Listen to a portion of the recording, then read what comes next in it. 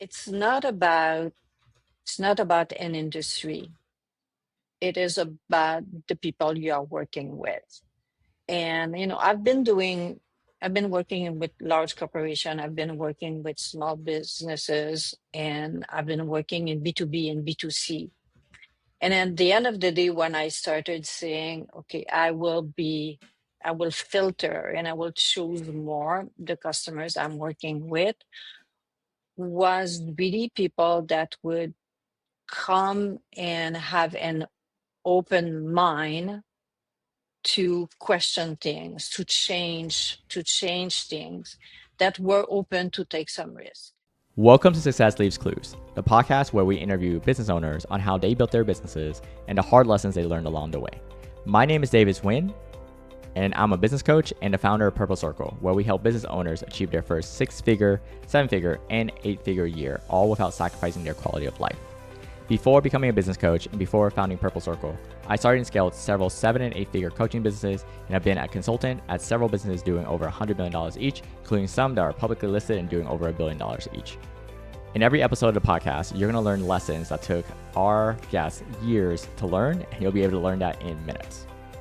No matter if you're a new business owner or an established business owner, every episode is going to give you the clues in order to elevate your business.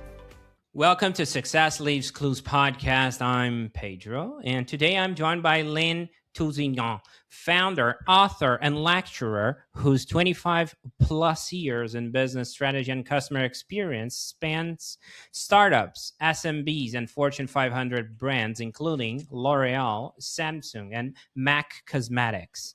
Lynn builds her own agents using Claude AI and recently developed a LinkedIn strategy audit through vibe coding, making her one of the rare strategists who practices exactly what she preaches. Lynn's growth methodology is built around diagnosing the main blocker first and then building one connected growth engine, a system that delivered 358% reach increase and 25% follower growth in just 10 weeks for the LinkedIn clients. Her offers span LinkedIn growth systems, SMB growth, consulting, and AI implementation for non-coder teams, all designed to help businesses stop leaving growth on the table while competitors move faster. Welcome to the show, Lynn. Well, that was a very detailed introduction. Thank you very much. I'm very excited to be here. It's great to have you. And by the way, you're the one to blame about the intro. Okay, that was all you. I thought you Okay. would got it, but that's okay. Okay. Now, Len, I'd love to go back to the origin story. You could be doing so many things with your life, right? Could be a plumber, you could be a chef, but you chose coaching. So, can you walk me through why coaching? Um, well, I will split it into two parts. The first part is I always wanted to be a businesswoman, even when I didn't know what it implied. I just wanted to do what my dad was doing, and he was a businessman. And then, during my career and working for different companies, one thing that kept coming back all the time was that people would come to me and make comments of, how I was helping them and I was coaching them somehow. And I really enjoyed the process of, helping people around me and seeing them, evolve and grow. And then it became natural to consider that I should be in the world of coaching. Okay. Now, when did it shift from I'm helping people are reaching out or helping them or advice giving to, I'm building a real business around this, a coaching practice? Was it the first paying client? Was it the first invoice? The moment you realize this is really a coaching business? It it's interesting. I didn't have that question before, but it makes me go back in time. And it is a friend of mine who actually told me he was in the finance business, independent financial advisors. And he said, could you organize sessions to tell them about marketing and business? Because they understand finance, they understand nothing about marketing. And it was my first step where I organized sessions and I was working with financial advisors, made them understand the importance of brand positioning, the importance of promoting themselves. And it started from there. And then, people came to me after and said, well, could you coach me? Could you help me? And then there I was. You start charging people. That's what happened. Yeah. I I said, love well, it. I guess that this has value. So Exactly. Right. Now, after you got rolling, right, who are the people that kept showing up, knocking on your door? The ones you realize, okay, this is my tribe. Because in the early days for coaching, especially, well, I went through that. We're trying to help everyone, right? Sometimes it's like, anyone that wants coaching, I'm there for them. I'm just trying to make this work. But eventually, I'm not sure if that happened to you, but we niche down or not, right? But who are the people you kind of were like, yeah, I can serve this type of people, Who were they?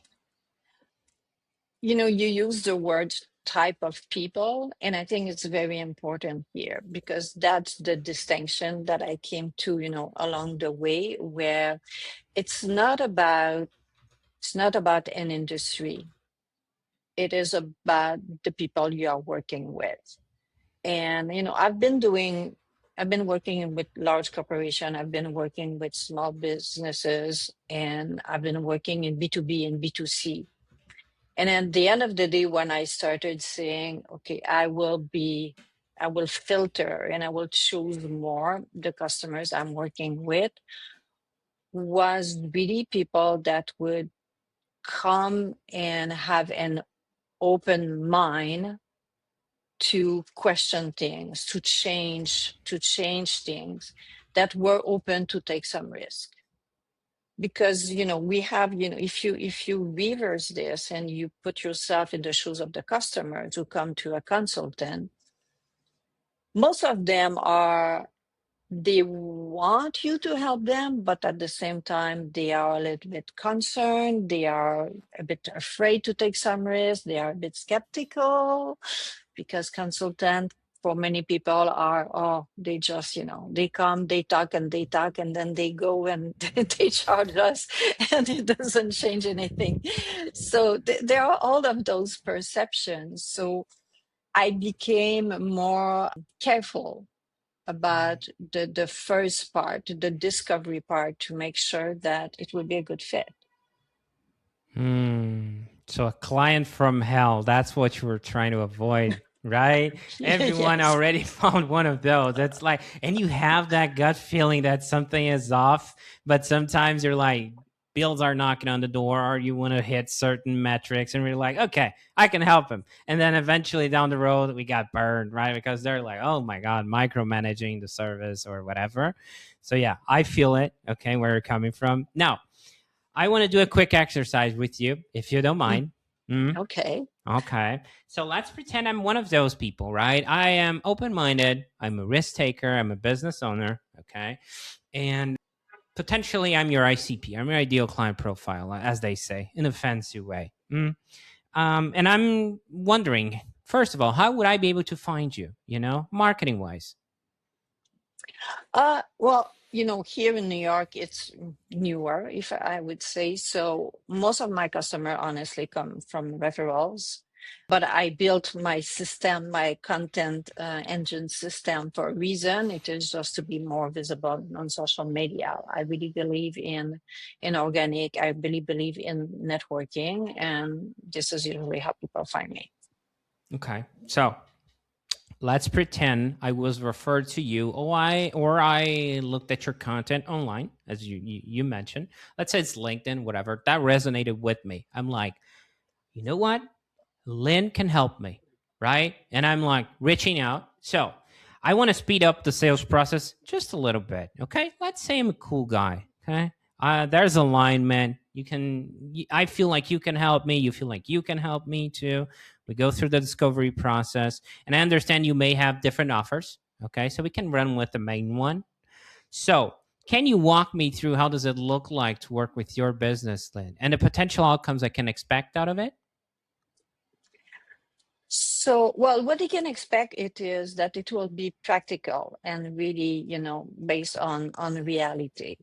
I am a doer. I like things to be concrete. So when I work with my customer, the first step is always to make sure that what they are coming, the reason why they are coming to me is really what they need. Because quite often it's not. So sometimes they come for A, but you realize that they need B. And so that's the first step. But then the second step is that I really work with understanding their business. And as you said in my introduction, to identify what are the blockers, to where they want to go. Because if we don't remove the blockers, I can build the best, the most beautiful plan. It will just not happen. And I always want to make sure that it can be implemented. That's my top priority. Does it answer your question?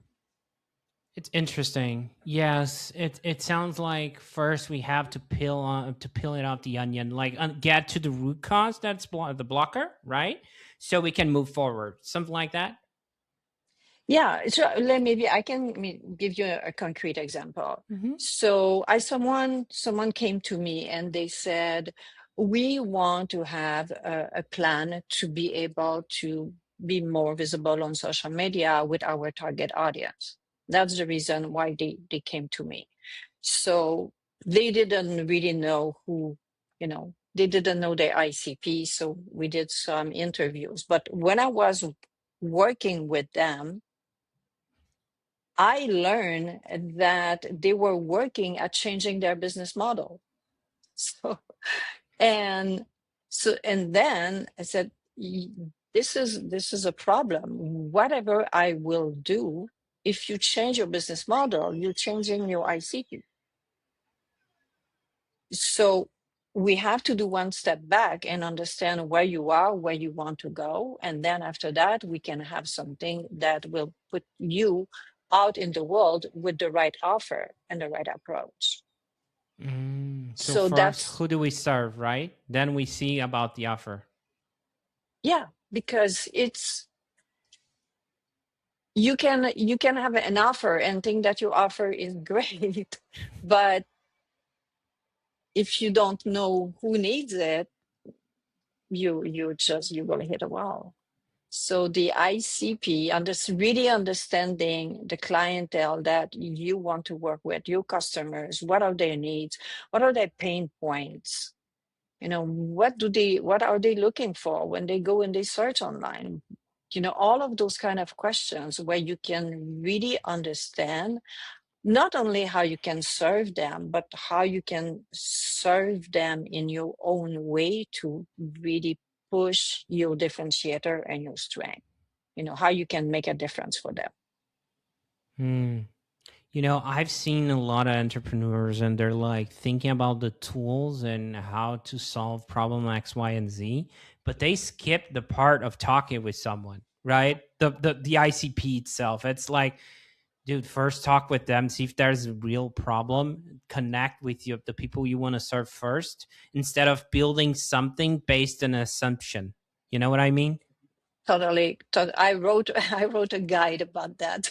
So that just to tell you, because even when you work with large corporation, another example I can give you, a customer came to me and he said, we have, it costs us a fortune in customer service. We think that we need to redo our website. Our website is not clear. And then I started asking questions about their customers to realize that they didn't know their customers that well. It was kind of generic. And I said, the first step is that we will do customer interviews.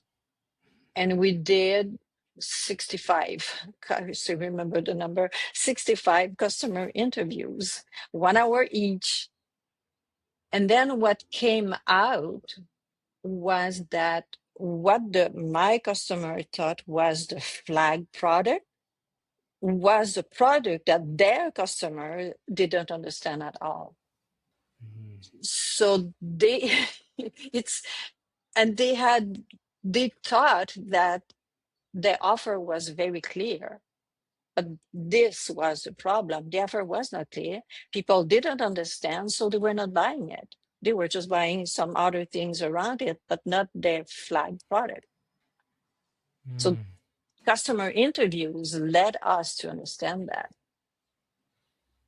You know, as I say, I was in high ticket sales for a business coach, right, for a while, and it was blue collar people, right, and they didn't get coaching, most of them, right. So it's almost like an awakening process. I'll put it like that.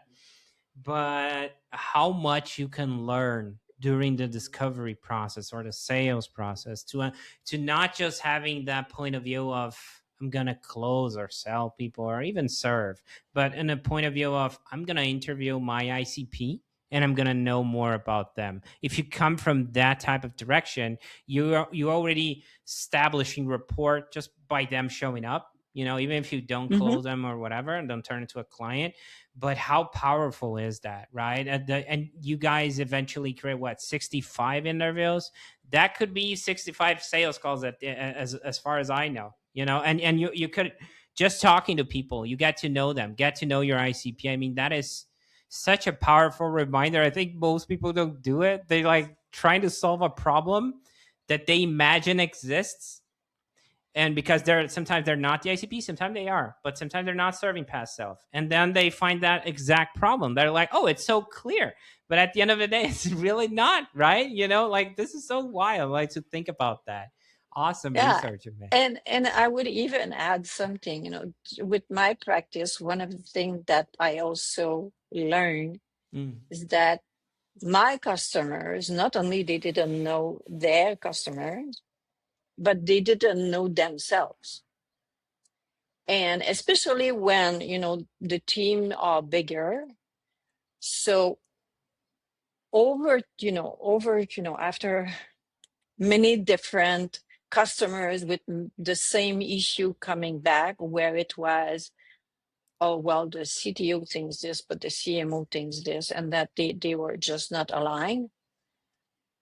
At one point, I said, I made a decision, and I said, every time that I work with a customer, if they are many decision makers, the first thing I do is a kickoff meeting with all of them in the room at the same time.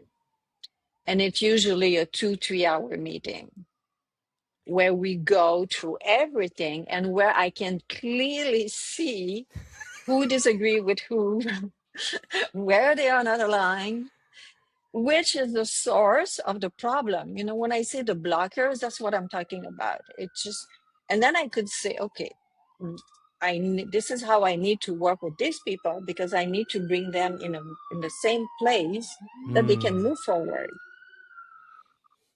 That is so interesting. I can only imagine the drama, right? Oh my It's god. sometimes challenging a little. Do you have a good example for me, like one that pops up to mind? You're like, I was running this meeting, I was expecting A, and we got to Z, and people start pointing fingers. You know what I mean? Yes, I have one. I have one that I remember where there was one of the executive that the only thing that he was doing was complaining. He was just complaining and blaming everybody around, and I was thinking, I was like, okay, how do I pass this? How do I, just so. And then what I did is that I said, okay, we will do an exercise. And I did some kind of brainstorming exercise, but I really put the spot on him where he had to present his point of view. And instead of his colleague questioning it, I was questioning it. I was bringing him to, without no confrontation, but just asking questions. And gradually he started to shift. It took Right? It was not done within one meeting. It took different steps, but eventually we were able to get to a point where he was on board because he was a blogger. Mm. Interesting. Okay. I love that you unpack that with questions. Like at the end of the day, that's what a coach do, right? Yeah. Now, let me ask you about this. So I'm curious about what's next, about future. So where are you taking all this? Where looking ahead, where do you see the business going? Are you thinking about scaling, hiring, or is there a next step you're excited about? Yes. What I'm doing right now, I'm focusing a lot on productize. It's going from practice to business, IP backed business, where I can take what I know and say, how can I package this to serve my customer even after I am out of the room? How can this continue? And this is one of the reasons why I built what I call the content compounder. It's just to have a content system, and I built it for myself first because we have to create content. We have to be visible on social media. It is a pain for everybody. It was a pain for me, and I tried many different things, and then I decided that I would use AI and that I would build a system that does it from the beginning to the end for me, that I'm just watching and approving at different steps, but I'm not doing the work. I'm not a content creator. I'm a consultant. So, and then now I started offering this. It's the same thing um, with a partner who helped me, who is technical because I'm not. I also created an application that is to be able to track metrics of your efforts on LinkedIn and to build an employee ambassador program for small businesses because it is more efficient than their business page on LinkedIn. And this is connected to LinkedIn API. So I'm creating products that can help the customers to keep growing their business without having to add more people or to spend a lot of time themselves, you know, creating this content or being on the social media.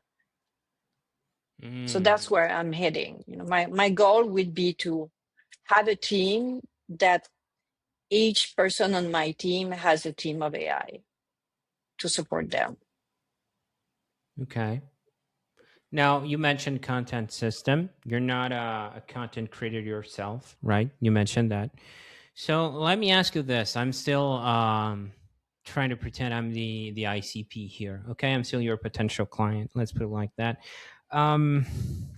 What would you say to me is like the key difference from that you can actually help me with, that others couldn't? For example, is it your background in consulting? Do you understand more the business side? I'm trying to wrap my head around what's your key differentiator. You know what I mean? In terms of the tool itself, or generally Yes, speaking? the Yeah, tool. okay. Well, my pain is the pain of my customers when it comes to content creation. It is time consuming, very, very time consuming. And if you want this to work, to really give you result, you really need consistency. But I don't have time for this. I need to take care of my customer. I need to, so I cannot always spend 10, 15 hours every week creating content. That just doesn't work. And I save this time now. And I have a system that the first thing that I gave to my system is my ICP, my goals, my business context. So my AI has all this information. And then every week we'll do the research to find me some topics, things that I can talk about. And then give me here, this is the angle that you could take to talk about this. This is trending. This is aligned with what, this is relevant for your audience. And then we'll create the content, we'll create the visual, we'll create the image, we'll publish it. And I just, I said, I just need to go and to approve and say, no, change this. So it's still my voice, it is still me, but I no longer spend 15 hours trying to do it, or hiring someone that I'm trying to coach to understand my business, that they can create some content that I feel comfortable with. So at the end of the day, you feel like it would still keep my voice if I hired you, for example, you're the tool, right? And I insert the data, because that's the thing, right? I think most people are thinking right now, it's like there's a lot of AI slop out there, and sometimes it shows, right? It's easy to detect. So would it be different from that? That's my question. Yeah, because the system, it's a one-time system. So you take the system, you implement it into your business. It's not an app that you go to. It lives inside your system. And all the part that are unique to you replace the parts that are unique to me. So it becomes really your voice. And in the system, in my system, my writer, because I have my thinker, my writer, my producer, and my analyst. So my writer, the first thing that it has to do every time that it writes something is to look at who is the ICP, what are the pain points, what I'm looking for. And here are examples of content written by Lynn. And that's what I need to do. This is the tone of voice. And I'm still doing a check to say, okay, I read it. Nothing goes out before me looking at it and saying, oh, I will change this and this. But this is nothing comparing to the work of doing everything. And then I can have something that is, I will add an emoji, I will add a little comment, or a little anecdote, things that are really related to me, to my experience, that AI would not do, and especially not an application that is from, something that a subscription application. Interesting. So you don't take for face value, right? It's not just like auto posting. You need to approve. You need to take a look at it. It's not just like, hey, I built this and I don't even know what's out there, right? It's not like No. that. No, I could not do this. I mean, maybe some people would say, just automate everything. And I no. I think, especially as consultant, I think that our voice is so important. Yeah, I'm on the same boat. I'm on the I same think boat. that, I think that I really want to make sure that nothing goes out without me, having a look at it. And it's the same thing for the visual part. If I like to have images, AI create my images, but I like to have images that are photorealistic. So if my AI drift and gives me something that looks like an illustration, then I say, no, redo that. Right. Okay, makes sense. You wouldn't still have your voice, and you're very careful about that. I like that. Okay. Yeah. Now, of course, whenever we're talking about future, next chapter, always something we're refining, we're sharpening the blade, right? So what are you currently trying to improve or tighten up in your business right now? Well, right now it's really to make, those product visible and getting leads. Because the other thing that I realize is that, I have a few people, that came to me and they say, okay, I want this. But the other thing that it's better than a lead magnet, meaning that it brings people to say, oh, I want your system, but by the way, can you help me with this, or can you help me? So it also helped me to get really, contract or work as a consultant, helping them with their business, not only them using the system. So this is why it's just a reverse. Instead of making, it's just reversing, because it's easier for people to say it's a system. So if they understand the system, they like the system, it's easy to say, okay, I will get the system. But then it opens a conversation, that leads to something else. And that's what I want to push on. Interesting. It's like it sounds like it's working to an extent like a top of funnel strategy for the system, and you have an upsell for the consultant side or slash coaching side. So they already got to know you. Hey, I want to meet the person who actually built this, right? It's like so natural to think about that if you really think about it, right? It's so the next step to know more about you, right? Did you create that by design, or was something that happened naturally? It happened naturally. As I said, I built it for myself first. And then I started talking about it. People were like, "Oh my God, this is so good. You should sell that." And then I was like, "Yeah, that makes sense." And because I want to make sure that, it's not a system that you're going to go on my website and you will say, "I buy the system," and we don't talk. It's no, we will do a discovery call. I want to make sure that this is a right fit for you. I will explain all the details and I will support the implementation until I'm sure that everything is working well. And this is where then the conversation goes somewhere else and people say, "Oh, well, can you help me with this? Can you help me with, different steps that they are or challenges they are facing in their business?" Interesting. Yeah, I can see the synergy, obviously. Now, let's pretend here, okay? Let's pretend we're in front of a time machine. You've been 5 years in the game in your own business, but I know you've been more time, like 10 years in the coaching space at least, right? But let's say you have the ability to travel 5 years back, okay? And you can give one piece of advice for yourself when you were starting the business, okay? What would that be? Don't try to sell anything. Just try to help, try to understand. Because, when I started, especially here, when in New York, I was okay, I'm going back to my own business. And then I was trying to pitch and people don't care. They just don't care.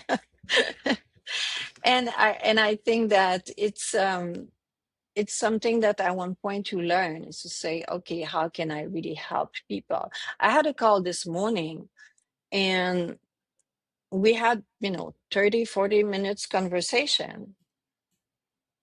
And I did my best to help that person. It was about LinkedIn presence. And I gave, the few tips. And I said, start with that.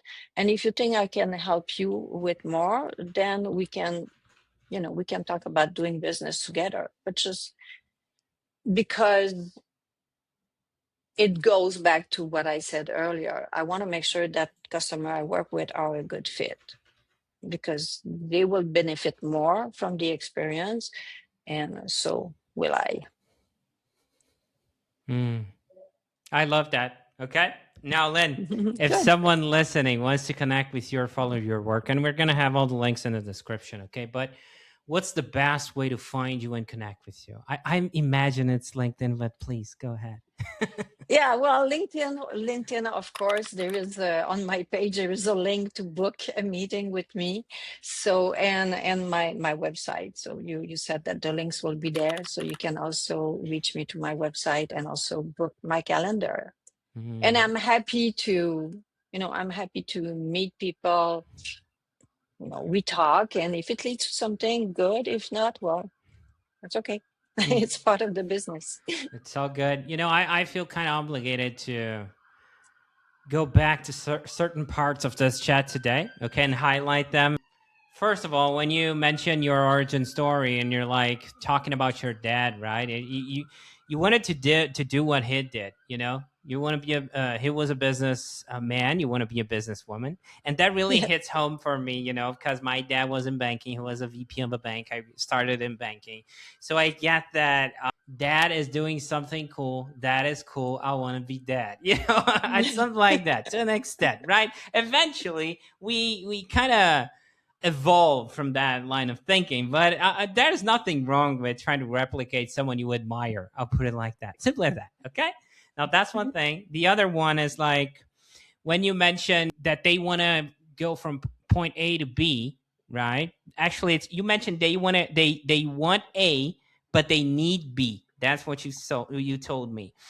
We were talking about the discovery, the sales process, and you were onboarding me, right? So it reminds me of a quote, right? Sell them what they want, give them what they need, right? Sometimes they don't even know that exactly what they need, so you need to unpack what's behind it so it can actually serve them. Which brings to my last but not least point.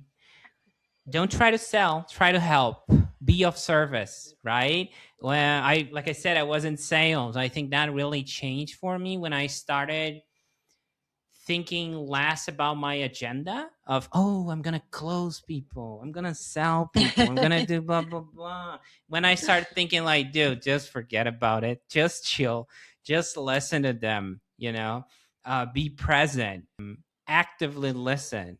And if there's a way for you to help. If it's not, you can either way help, even if it's through a referral, a partner, or whatever that, sending a resource, whatever that looks like. So Lynn, this is my long-winded way of saying that I really appreciate what you do, and Thank showing up you. today. So thanks for that. It was great having you on. Well, that was great to be here. Thank you very much. That's it for this episode. This episode, as well as this podcast, was brought to you by Purple Circle, where we help business owners elevate their business to 6, 7, and 8-figure years, all without burning out. If you're looking to grow your business, as well as get the time freedom that you are looking for, visit us at joinpurplecircle.com and see what we can do to help you and your business.